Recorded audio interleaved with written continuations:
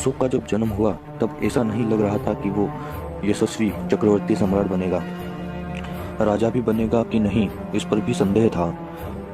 प्राचीन ग्रंथों के मुताबिक अशोक की मां चंपारणी की रहने वाली थी।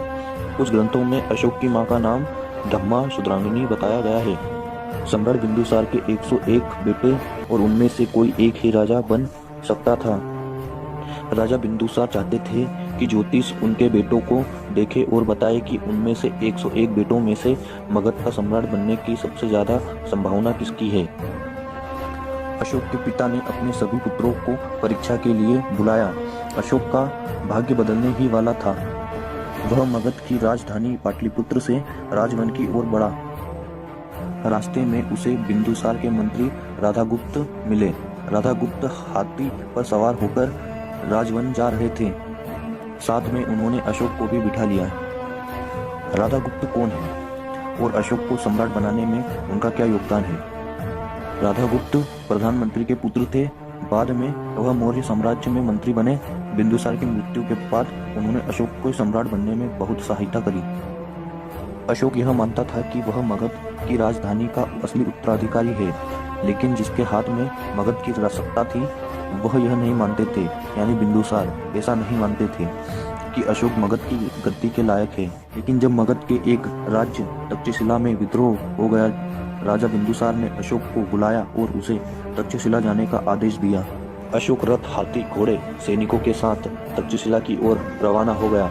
लेकिन अशोक जब तक्षशिला पहुंचा तो उसे हथियार उठाने की जरूरत ही नहीं पड़ी, क्योंकि अशोक का नाम सुनते ही बड़े बड़े विद्रोह रुक जाते थे। तो तक्षशिला का विद्रोह क्या था? बिंदुसार की मृत्यु के बाद मगध का सम्राट बनेगा और कौन नहीं। ऐसे में बिंदुसार की मृत्यु के 4 वर्ष बाद भाइयों के बीच लड़ाई हो गई और अशोक ने अपने 99 भाइयों को मारकर मगध की गद्दी पर बैठ गया।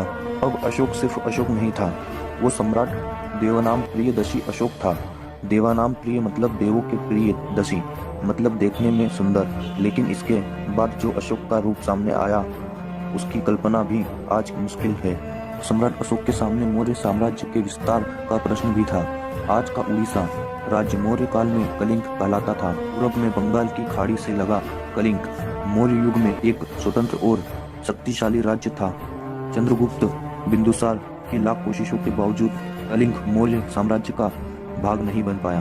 अब अशोक को कलिंग का युद्ध हर हाल में जीतना ही था, क्योंकि हार से अशोक और शक्तिशाली मौर्य साम्राज्य के बोलबाले पर प्रश्न चिन्ह लग जाता। अशोक के शासन के 8वें साल में लड़े गए इस युद्ध में अशोक ने पूरी ताकत लगा दी। कलिंग के विशाल सेना को कुचलना आसान नहीं था, लेकिन कलिंग से अशोक की सेना को कड़ी चुनौती मिल रही थी। आखिरकार कलिंग युद्ध में अशोक की विजय हुई।